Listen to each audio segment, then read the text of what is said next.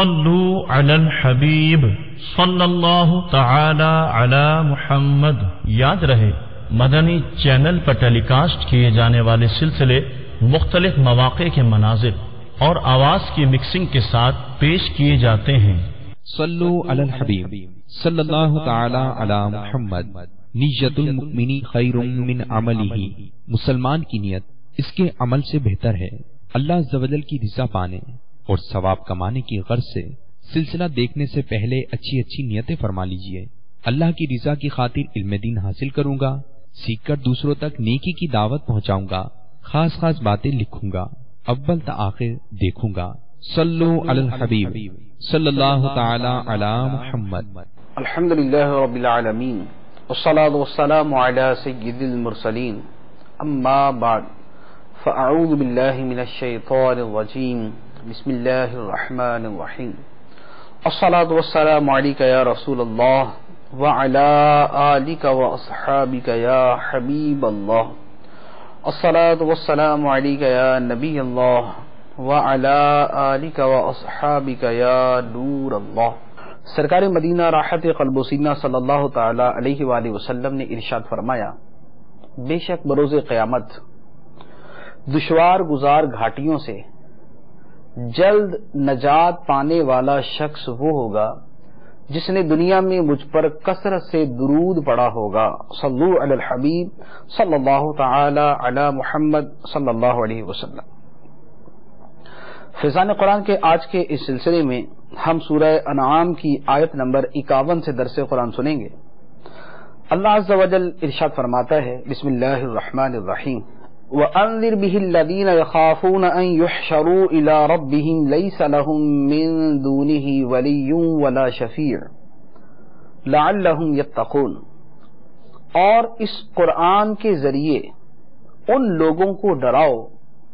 جو اس بات سے ڈرتے ہیں کہ انہیں ان کے رب کی طرف یوں اٹھایا جائے گا کہ اللہ کے سوا نہ ان کا کوئی حمایتی ہوگا اور نہ کوئی سفارشی۔ انہیں اس امید پر ڈراؤ کہ یہ پرہیزگار ہو جائیں۔ آیت مبارکہ میں فرمایا گیا کہ جو لوگ اس بات سے ڈرتے ہیں کہ انہیں ان کے رب کی بارگاہ میں پیش ہونا ہے، اس حال میں پیش ہونا ہے کہ اللہ کے مقابلے میں نہ کوئی حمایتی ہوگا نہ کوئی سفارشی، ان لوگوں کو قرآن کے ذریعے ڈراؤ۔ آیت مبارکہ میں شفاعت کی اس صورت کی نفی کی گئی ہے کہ حمایت یا شفاعت اللہ کے مقابلے میں ہو، کہ اللہ تعالی کا اذن نہیں اور پھر بھی شفاعت ہو رہی ہو،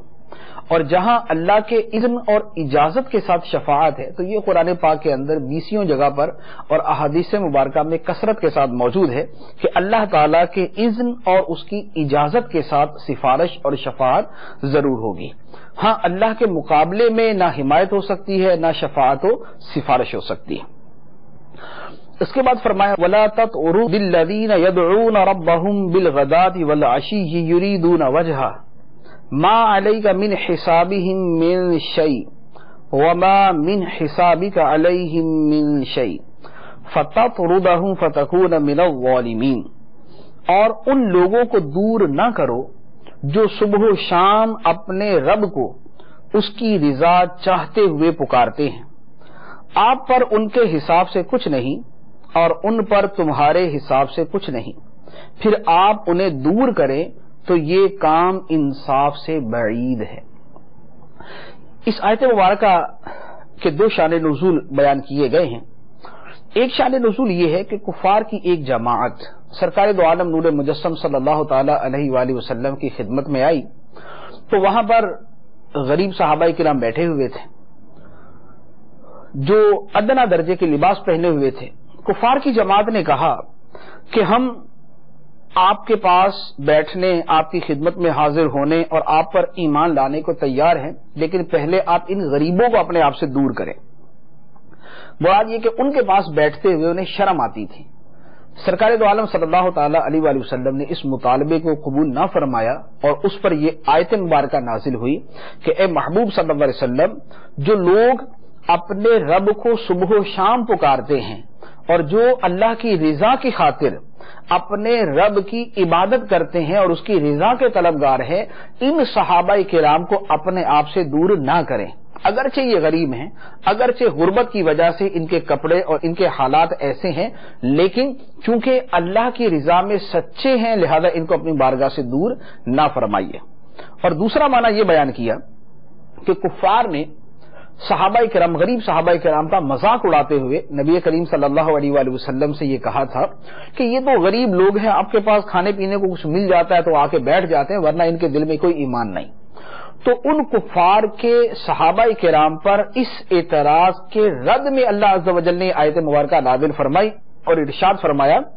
کہ جو لوگ صبح و شام اپنے رب کو پکارتے ہیں، اپنے رب کی عبادت کرتے ہیں، آپ ان کو دور نہ کریں، یریدون وجہا، یہ اللہ کی رضا کے طلبگار ہیں۔ یعنی صحابہ کرام اور ان غریب صحابہ کرام کے اخلاص، ایمان اور دلی تصدیق کی گواہی اللہ عز و جل دیتا ہے کہ یہ تو دل سے اللہ کی رضا کے طلبگار ہیں۔ کفار اگرچہ ان کا مذاق اڑا رہے اور ان کے اخلاص کا انکار کر رہے ہیں، مگر اللہ گواہی دیتا ہے کہ ان صحابہ کرام کے دلوں میں ایمان نہایت راسخ ہے اور ان کے دلوں میں اخلاص موجود ہے۔ مزید فرمایا ما علیک من حسابہم من شیء وما من حسابک علیہم من شیء، آپ پر ان کے حساب سے کچھ نہیں کہ ان کی روزی آپ کے ذمے نہیں اور آپ اور ان پر آپ کے حساب سے کچھ نہیں، سب کو روزی دینا اللہ کا کام ہے، سب کا حساب اللہ کی بارگاہ میں ہے اور سب کا حساب اللہ پر ہے۔ لہذا اگر ان لوگوں کی عبادت، اخلاص اور ایمان کے باوجود اگر انہیں اپنے آپ سے دور کر دیا جائے تو یہ انصاف سے بعید بات ہے جو سرکار دو عالم صلی اللہ علیہ وآلہ وسلم سے متصور نہیں۔ اور اسی سے یہ پتا چلا کہ غریب کو اس کی غربت کی وجہ سے اپنے آپ سے دور کر دینا جبکہ ایمان اور اخلاص میں سچا ہے، یہ کسی بھی طرح درست نہیں، بلکہ بعض اوقات اللہ تبارک و تعالی غریب اور نیک لوگوں کو، جو نیک بھی ہوں اور غریب بھی ہوں، ان کو امیروں کے لیے آزمائش بنا دیتا ہے، ان کے فخر و غرور، ان کے تکبر اور ان کے ایمان یا ان کی قلبی حالت کو چیک کرنے کے لیے ان غریبوں کو آزمائش بنا دیا جاتا ہے۔ چنانچہ اگلی آیت کے اندر اللہ عز و جل ارشاد فرماتا ہے وَكَذَلِكَ فَتَنَّا بَعْضَهُمْ بِبَعْضٍ لِيَقُولُوا أَهَٰؤُلَاءِ مَنَّ اللَّهُ عَلَيْهِم مِّن بَيْنِنَا أَلَيْسَ اللَّهُ بِأَعْلَمَ بِالشَّاكِرِينَ، اور یوں ہی ہم نے ان میں بعض کی دوسروں کے ذریعے آزمائش کی کہ یہ کہیں کیا یہ لوگ ہیں جن پر ہمارے درمیان میں سے اللہ نے احسان کیا؟ کیا اللہ شکر گزاروں کو خوب نہیں جانتا؟ فرمایا کہ یوں ہی ہم نے ان میں سے بعض کی دوسروں کے ذریعے آزمائش کی کہ یہ کہیں کہ کیا یہ ہیں جن پر اللہ نے ہمارے درمیان میں سے احسان کیا؟ یعنی امیر لوگ اپنی امارت کو دیکھیں اور پھر غریبوں کی غربت کو دیکھیں اور ان کی غربت کو نظر حقارت سے دیکھتے ہوئے یہ کہیں کہ کیا یہ غریب لوگ ہیں، ان پر اللہ نے احسان کیا، ان کو بڑا کامل بنایا، ان کو بڑا مسلمان کیا، ان کا بڑا ایمان بنا دیا، ہم امیر ہیں، ہم پیسے والے، ہمارے پاس نعمتیں، ہمارے پاس آسائشیں، ہمارے پاس خوشیاں ہیں، یہ تو بیچارے 2 وقت کی روٹی نہیں کھا سکتے، تو کیا یہ ہیں جن پر اللہ نے احسان کیا ہے؟ تو یہ غریب دینداروں کو اللہ عز و جل امیروں کے لیے آزمائش بنا دیتا ہے، ان کے لیے فتنہ بنا دیتا ہے۔ تو بعض اوقات کفار غریب ایمانداروں کی وجہ سے آزمائش میں پڑتے ہیں اور بعض اوقات امیر مسلمان بھی غریب مسلمانوں کی وجہ سے آزمائش میں پڑتے ہیں۔ امیر آدمی چاہتا ہے کہ اگر میں کسی عالم سے مسئلہ پوچھنے جاؤں تو وہ اپنے پاس سے غریبوں کو ہٹا دے، میرے لیے ذرا اعزاز و اکرام کا اظہار کرے،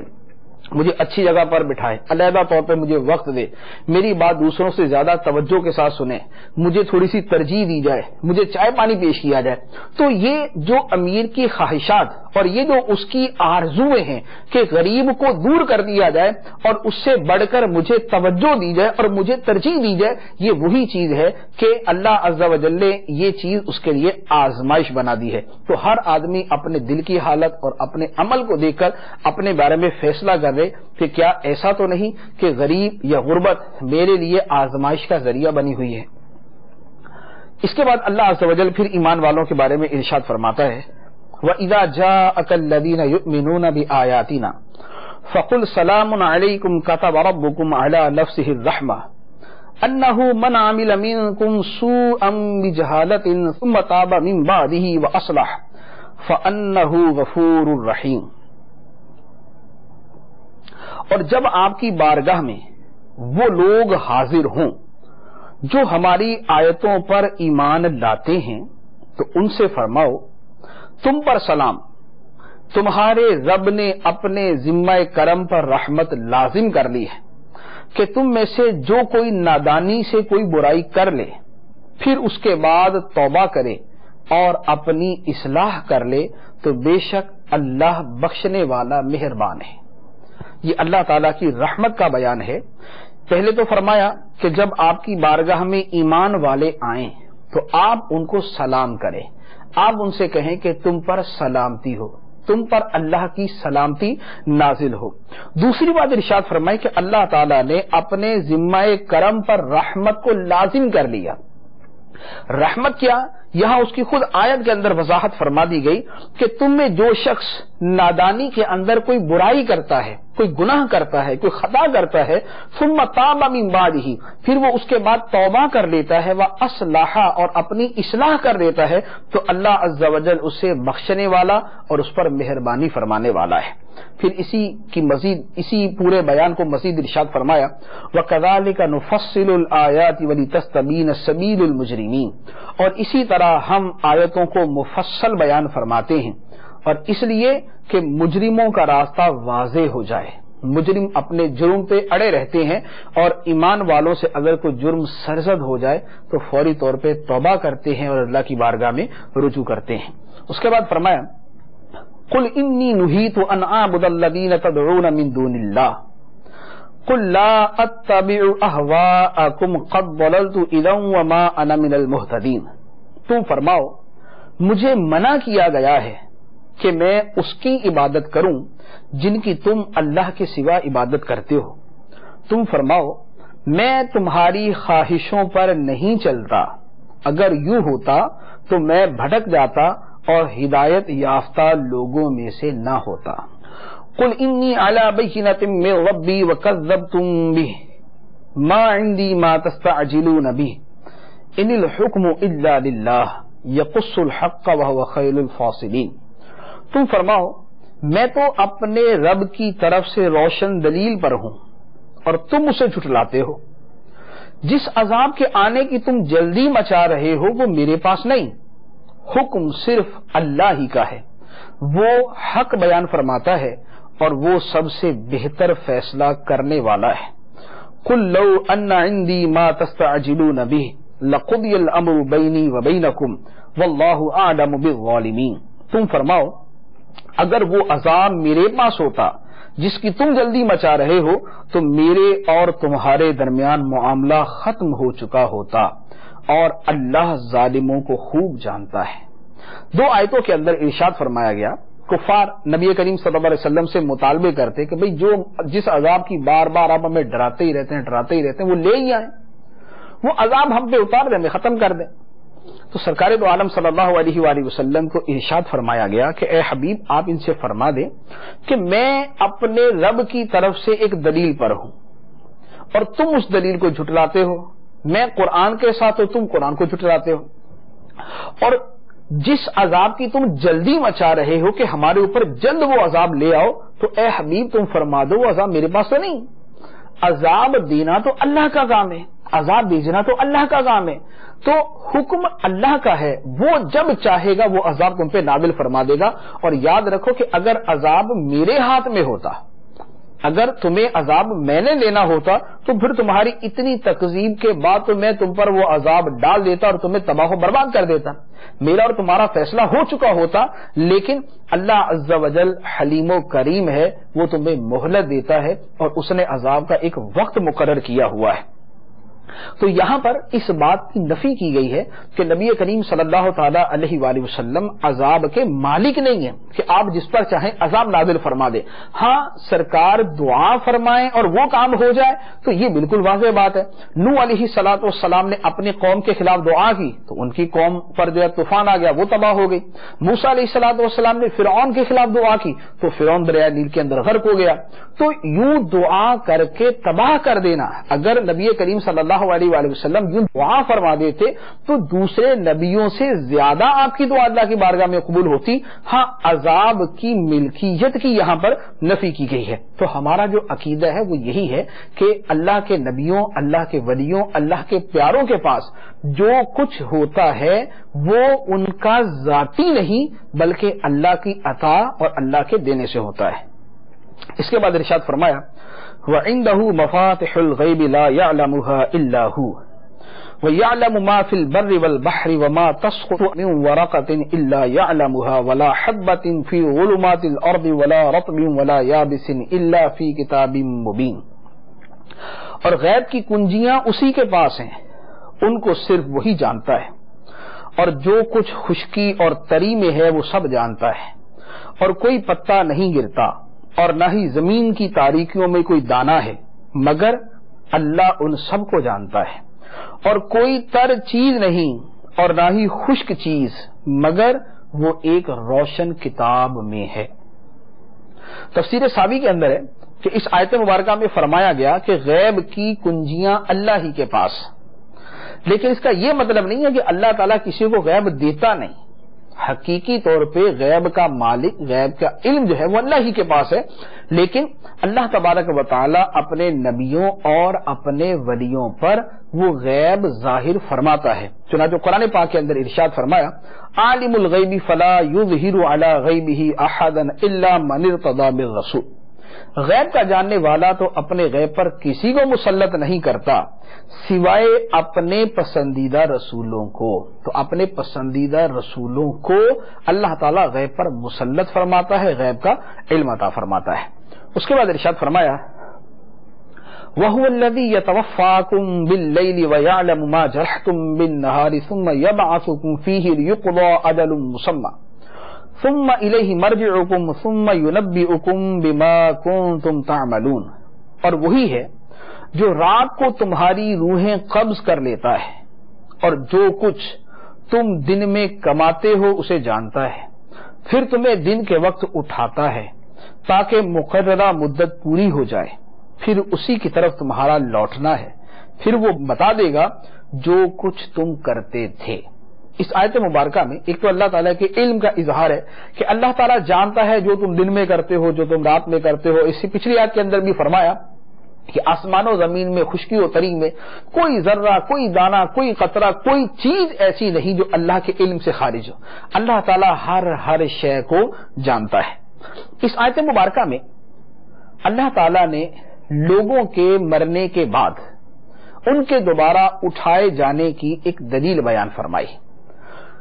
اس اٹھائے جانے کو نیند کے ساتھ تشبیہ دی گئی. گویا یہ فرمایا گیا کہ دیکھو رات کا وقت آتا ہے، تم سو جاتے ہو. جب تم سو جاتے ہو تو گویا تم ایسے ہی ہوتے ہو جیسے مر چکے، کہ جیسے مردہ آدمی حواس اس کے معطل اور وہ کچھ کر نہیں سکتا، اس کے ہاتھ پاؤں حرکت نہیں کر رہے ہوتے، اسی طرح سونے والا آدمی جو ہے اس کے بھی حواس معطل ہوتے ہیں، وہ بھی کچھ نہیں کر سکتا.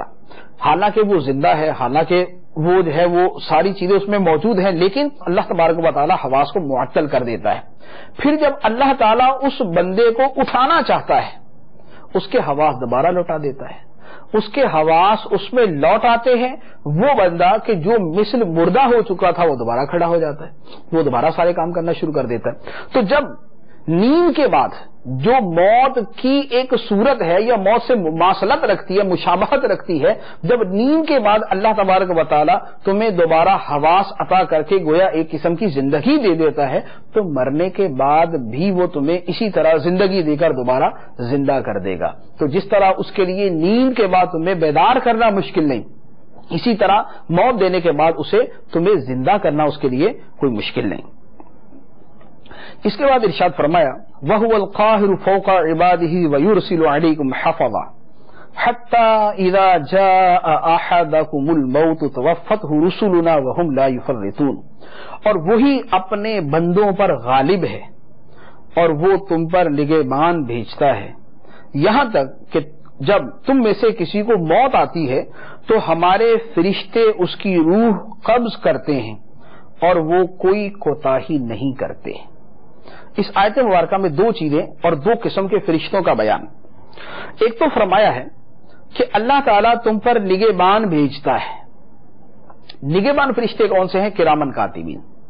جو بندے کے نامہ اعمال میں اس کے عمل لکھتے ہیں۔ دائیں طرف کا فرشتہ نیکیاں لکھتا ہے، بائیں طرف کا فرشتہ آدمی کے گناہ لکھتا ہے۔ تو یہ لکھنے کا سلسلہ، نیکیوں اور گناہوں کا سلسلہ جاری رہتا ہے۔ تو فرمایا کہ اللہ تعالیٰ تم پر نگہبان بھیجتا ہے۔ اور دوسرے فرشتے وہ ہیں کہ جب آدمی کی موت کا وقت آتا ہے تو وہ فرشتے آدمی کو موت دیتے ہیں۔ اس کا فرمایا حتیٰ کہ جب تم میں سے کسی کو موت آتی ہے تو ہمارے فرشتے اس کی روح قبض کرتے ہیں اور وہ کسی قسم کی کوئی کوتاہی نہیں کرتے ہیں۔ فرشتے روح قبض کرتے ہیں، اس سے مراد حضرت اسرائیل علیہ السلام، اور اس اعتبار سے یہاں جو جمع کا صیغہ ہے وہ تعظیم کے لیے، اور یا پھر حضرت اسرائیل علیہ السلام اپنی پوری جماعت کے ساتھ روح قبض کرنے کا عمل فرماتے ہیں۔ فرشتے روح قبض کرتے ہیں، جب روح گلے تک آتی ہے تو اسرائیل علیہ السلام پھر روح قبض کر لیتے ہیں۔ تو اس کا فرمایا کہ اللہ تعالیٰ نے جس فرشتے کی جو ذمہ داری لگائی ہے وہ اس کو پورا کرتا ہے اور اسے پورا کرنے میں کوئی کوتاہی نہیں کرتا۔ پھر فرمایا ثم ردوا الی اللہ مولاہم الحق الا لہ الحکم وہو اسرع الحاسبین، پھر انہیں اللہ کی طرف لوٹایا جائے گا جو ان کا مالک حقیقی ہے، سن لو اسی کا حکم ہے اور وہ سب سے جلد حساب کرنے والا ہے۔ قل من ينجيكم من ظلمات البر والبحر تدعونه تضرعا وخفيا لئن انجانا من هذه لنكونن من الشاكرين،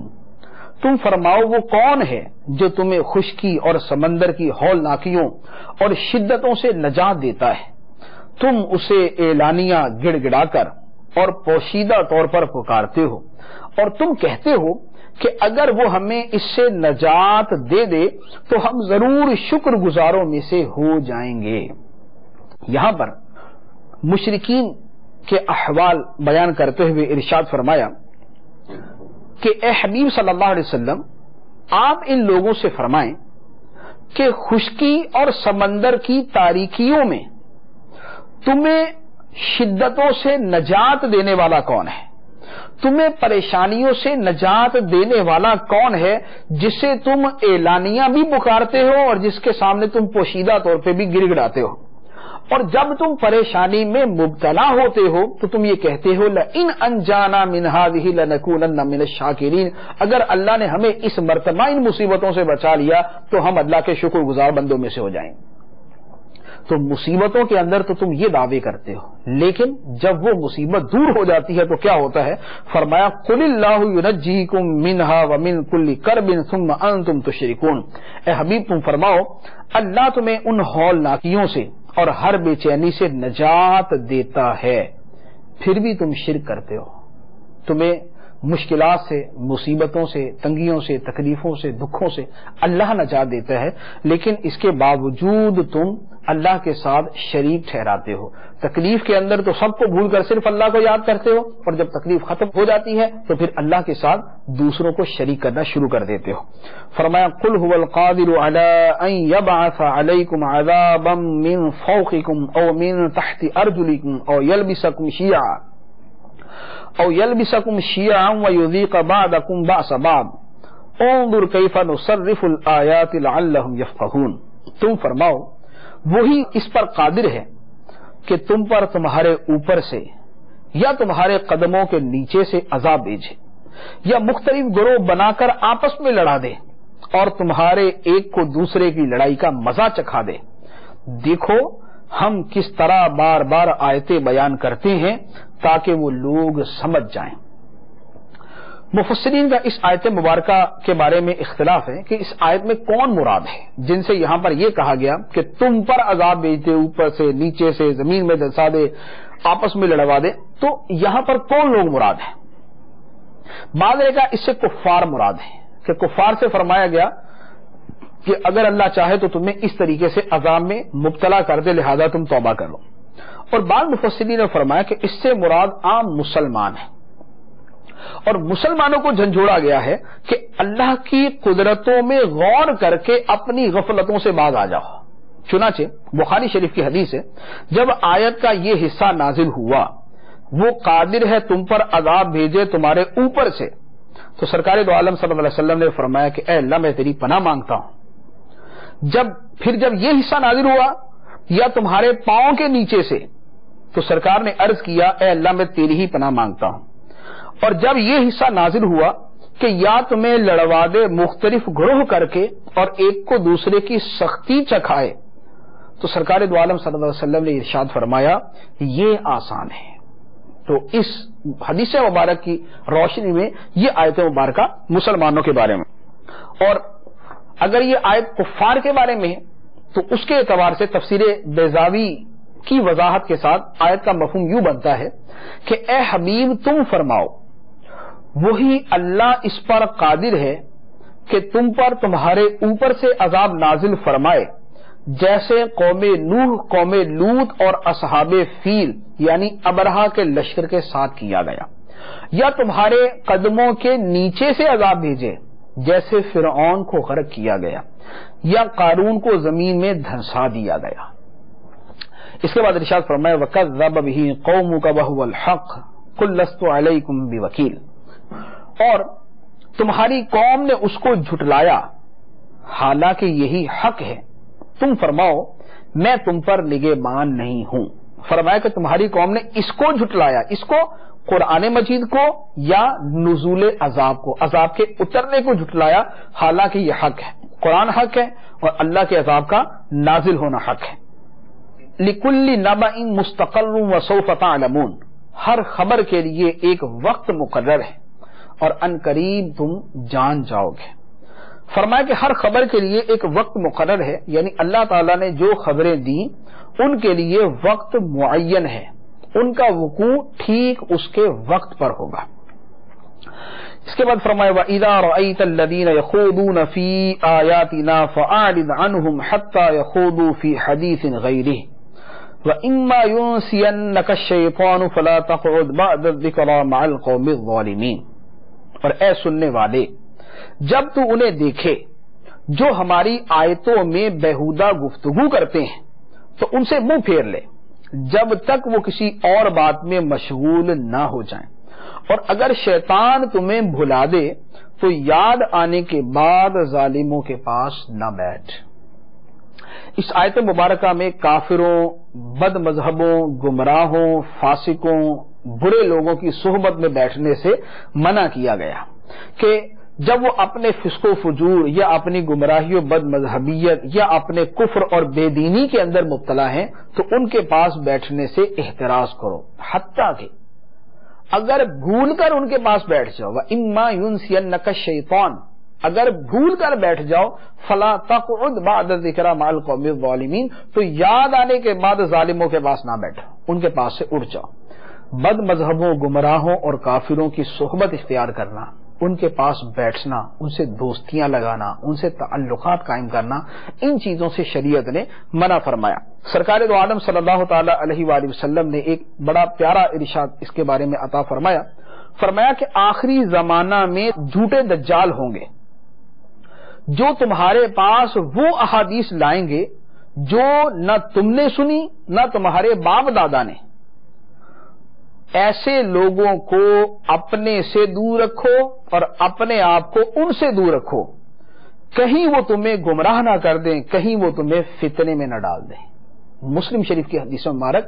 فرمایا کہ آخری زمانے میں جھوٹے دجال ہوں گے جو جھوٹی احادیث لے کر آئیں گے جو نہ تم نے سنی ہوگی نہ تمہارے باپ دادا نے سنی ہوگی۔ ایسے لوگوں کو خود سے دور رکھو اور خود ان سے دور رکھو، کہیں وہ تمہیں گمراہ نہ کر دے، کہیں وہ تمہیں فتنے میں نہ ڈال دے۔ لہذا بد مذہبوں کے جلسوں میں جانا، ان کے پاس بیٹھنا، ان کی کتابیں پڑھنا، ان سے تعلقات رکھنا، ان سے دوستیاں رکھنا، یہ تمام چیزیں شریعت کے اندر منع کی گئی ہیں۔ اور وجہ یہ ہے کہ آدمی آہستہ آہستہ جب ان کی صحبت میں بیٹھتا ہے، کتابیں پڑھتا ہے، جلسوں میں جاتا ہے، تو نتیجہ یہ ہوتا ہے کہ خود بھی گمراہی اور فتنے میں پڑ جاتا ہے۔ اللہ تبارک و تعالی ہمیں اس سے محفوظ فرمائے۔ اس کے بعد ارشاد فرمایا وَمَا عَلَى الَّذِينَ يَتَّقُونَ مِنْ حِسَابِهِمْ مِنْ شَيْءٍ وَلَكِنْ ذِكْرَى لَعَلَّهُمْ يَتَّقُونَ، اور پرہیزگاروں پر ان کے حساب سے کچھ نہیں لیکن نصیحت کرنا ہے تاکہ وہ بچیں۔ اس آیت کا شان نزول یہ ہے کہ مسلمانوں نے کہا تھا کہ ہمیں اندیشہ ہے کہ ہم بھی گناہگار ہو جائیں گے اگر ہم ان گمراہوں کو چھوڑ دیں گے اور انہیں منع نہ کریں گے، ہم بھی گناہگار ہو جائیں گے اگر ہم ان گمراہوں کو چھوڑ دیں گے اور انہیں برائی سے منع نہ کریں گے۔ اس پر یہ آیت مبارکہ نازل ہوئی اور فرمایا گیا کہ یہ لوگ جو تمہارا مذاق اڑاتے ہیں، جو تمہارا استہزاء کرتے ہیں، ان تمام چیزوں کا وبال انہی پر ہے، ان کے حساب سے تمہارے اوپر کچھ نہیں آئے گا۔ ہاں ولیکن ذکر، لیکن تم انہیں نصیحت کرتے رہو، انہیں سمجھاتے رہو، لعلہم یتقون، تاکہ یہ بھی اللہ سے ڈرے، تاکہ یہ بھی پرہیزگاری اختیار کریں، تاکہ یہ بھی متقی بن جائیں۔ اس کے بعد فرمایا وَذَرِ الَّذِينَ اتَّخَذُوا دِينَهُمْ لَعِبًا وَلَهْوًا وَغَرَّتْهُمُ الْحَيَاةُ الدُّنْيَا وَذَكِّرْ بِهِ أَن تُبْصَلَ نَفْسٌ بِمَا كَسَبَتْ لَيْسَ لَهَا مِن دُونِ اللَّهِ وَلِيٌّ وَلَا شَفِيعٌ وَإِن تَعْدِلْ كُلَّ عَدْلٍ لَا يُؤْخَذْ مِنْهَا أُولَئِكَ الَّذِينَ أُبْصِلُوا بِمَا كَسَبُوا لَهُمْ شَرَابٌ مِّنْ حَمِيمٍ وَعَذَابٌ أَلِيمٌ بِمَا كَانُوا يَكْفُرُونَ۔ اور ان لوگوں کو چھوڑ دو جنہوں نے اپنا دین ہنسی مذاق اور کھیل بنا لیا اور جنہیں دنیا کی زندگی نے دھوکے میں ڈال دیا، اور قرآن کے ذریعے نصیحت کرو تاکہ کوئی جان اپنے اعمال کی وجہ سے ہلاکت کے سپرد نہ کر دی جائے۔ اللہ کے سوا نہ اس کا کوئی مددگار ہوگا اور نہ ہی سفارشی، اور اگر وہ پکڑے جانے والا شخص اپنے بدلے میں سارے معاوضے دے دے تو اس سے نہ لیے جائیں گے۔ یہی وہ لوگ ہیں جنہیں ان کے اعمال کی وجہ سے ہلاکت کے سپرد کر دیا گیا، ان کے لیے ان کے کفر کے سبب کھولتے ہوئے پانی کا مشروب اور دردناک عذاب ہے۔ اس کے بعد فرمایا قل اندعو من دون اللہ ما لا ينفعنا ولا يضرنا ونرد على اعقابنا بعد اذ هدانا الله كالذي استهوته الشياطين في الارض حیران له اصحاب يدعونه الى الهدى ائتنا قل ان هدى الله هو الهدى وامرنا لنسلم لرب العالمین۔ تم فرماؤ کیا ہم اللہ کے سوا اس کی عبادت کریں جو نہ ہمیں نفع دے سکتا ہے اور نہ ہی نقصان پہنچا سکتا ہے، اور کیا ہم اس کے بعد الٹے پاؤں پھر جائیں جبکہ ہمیں اللہ نے ہدایت دی ہے، اس شخص کی طرح، یعنی پھر جائیں اس شخص کی طرح جسے شیطانوں نے زمین میں راستہ بھلا دیا ہو، وہ حیران ہے، اس کے ساتھی اسے راستے کی طرف بلا رہے ہیں کہ ادھر آؤ۔ تم فرماؤ کہ اللہ کی ہدایت ہی ہدایت ہے اور ہمیں حکم ہے کہ ہم اس کے لیے گردن رکھ دیں جو سارے جہانوں کا پالنے والا ہے۔ مشرکین نے سرکار دو عالم صلی اللہ تعالی علیہ وآلہ وسلم سے آ کر کہا کہ آپ اپنے دین کو چھوڑے اور آپ ہمارے دین کی طرف آ جائیں، یوں معاذ اللہ اسلام اور توحید سے کفر اور شرک کی طرف دعوت دی۔ اس پر انہیں ارشاد فرمایا گیا کہ اے مصطفیٰ کریم صلی اللہ علیہ وسلم، یہ لوگ جو اپنے باپ دادا کے دین کی دعوت دیتے ہیں، ان مشرکین سے فرماؤ کہ کیا ہم اللہ کے سوا اس کی عبادت کریں جو نہ نفع دے سکتا ہو نہ نقصان دے سکتا ہو، اور ہم الٹے پاؤں پھر جائیں، حالانکہ اللہ نے ہمیں ہدایت دی ہوئی ہے، اس نے ہمیں سیدھا راستہ دکھایا ہوا ہے، اس کے باوجود کیا ہم اس شرک اور کفر کے غلط راستے کی طرف آئیں؟ پھر یہاں پر ایک مثال بیان فرمائی، وہ مثال ہے حق اور باطل کی دعوت دینے والوں کے بارے میں، ایک طرف حق کی دعوت دینے والے، ایک طرف باطل کی دعوت دینے والے۔ فرمایا کہ جس طرح ایک مسافر اپنے ساتھیوں کے ساتھ تھا، جنگل میں بھوتوں اور شیطانوں نے اس کو بہکا دیا اور اسے کہا کہ منزل مقصود کی یہی راہ ہے۔ اب ایک طرف شیطانوں نے اس کو غلط راستہ دکھایا، دوسری طرف اس کے ساتھی اسے سیدھے راستے کی طرف بلا رہے ہیں۔ اب یہ آدمی حیران ہے کہ کدھر جائے۔ انجام یہی ہوگا کہ اگر بھوتوں کے اور جنوں کے اور شیطانوں کے راستے پر چلے گا تو ہلاک ہو جائے گا، اور اگر اپنے ہدایت والے ساتھیوں کے کہنے پر چلے گا تو نجات پائے گا۔ تو فرمایا کہ اسلام کی طرف بلانے والے اور کفر کی طرف بلانے والے، توحید کی طرف بلانے والے اور شرک کی طرف بلانے والے، ان دونوں کی مثال ایسی ہی ہے کہ ایک آدمی درمیان میں ہے، ایک طرف اللہ کے رسول ہیں اور ان کے ساتھی ہیں جو اسے سیدھے راستے کی طرف بلا رہے ہیں، دوسری طرف شیطان اور اس کے ساتھی ہیں جو اسے کفر، شرک اور گمراہی کی طرف بلا رہے ہیں۔ اب اگر یہ غلط راستے کی طرف جاتا ہے تو تباہ و برباد ہو جاتا ہے، اور اگر یہ نبی اور اس کے ماننے والوں کے راستے کی طرف آتا ہے تو یہ نجات پاتا ہے۔ تو یہاں پر اسی چیز کو ایک مثال کے ذریعے سمجھایا گیا۔ اس کے بعد فرمایا وَأَنْ أَقِيمُوا الصَّلَاةَ وَاتَّقُوهُ وَهُوَ الَّذِي إِلَيْهِ تُحْشَرُونَ، اور یہ کہ نماز قائم رکھو اور اس سے ڈرو، اور وہی ہے جس کی طرف تمہیں اٹھایا جائے گا۔ وَهُوَ الَّذِي خَلَقَ السَّمَاوَاتِ وَالْأَرْضَ بِالْحَقِّ وَيَوْمَ يَقُولُ كُن فَيَكُونُ قَوْلُهُ الْحَقُّ وَلَهُ الْمُلْكُ يَوْمَ يُنفَخُ فِي الصُّورِ عَالِمُ الْغَيْبِ وَالشَّهَادَةِ وَهُوَ الْحَكِيمُ الْخَبِيرُ، اور وہی ہے جس نے حق کے ساتھ آسمان و زمین بنائے، اور جس دن فنا کی ہوئی ہر چیز کو وہ فرمائے گا ہو جا تو وہ فوراً ہو جائے گی، اس کی بات سچی ہے۔ جس دن سور میں پھونکا جائے گا اس دن اسی کی سلطنت ہے، وہ ہر چھپے اور ظاہر کو جاننے والا ہے، اور وہی حکمت والا خبردار ہے۔ اس سے پہلے چونکہ مشرکین کا اور ان کے شرک کا بیان تھا، اور اس کے بعد والی آیتوں کے اندر بھی زمانہ گزشتہ کے مشرکین اور ان کے مقابلے میں حضرت ابراہیم علیہ السلام کا تذکرہ ہے، تو یہاں درمیان میں اللہ عز و جل کی توحید، خالقیت اور اس کی قدرت کا بیان کیا، اور اس کی حکومت اور اس کی سلطنت کا بیان کیا۔ پہلی بات ارشاد فرمائی وَهُوَ الَّذِي خَلَقَ السَّمَاوَاتِ وَالْأَرْضَ بِالْحَقِّ، اور وہی ہے جس نے حق کے ساتھ آسمان و زمین بنائے۔ یہ اللہ تعالیٰ کی شان تخلیق ہے، یہ اللہ تعالیٰ کی شان تخلیق ہے کہ آسمان و زمین کو اس نے پیدا کیا۔ تو جس نے آسمان و زمین کو پیدا کیا، اتنی بڑی کائنات پیدا کرنا جس کے لیے ایک ذرہ برابر مشکل نہیں ہے، تو مردہ انسانوں کو زندہ کرنا اس کے لیے کیا مشکل ہے۔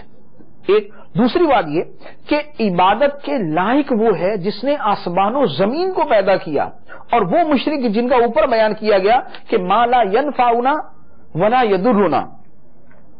جو نہ ہمیں نفع دے سکے نہ نقصان دے سکے، تو اس کی بجائے اس خالق و مالک کی عبادت کی جائے جس نے آسمان و زمین کو پیدا کیا۔ دوسری بات ارشاد فرمائی وَيَوْمَ يَقُولُ كُن فَيَكُونُ،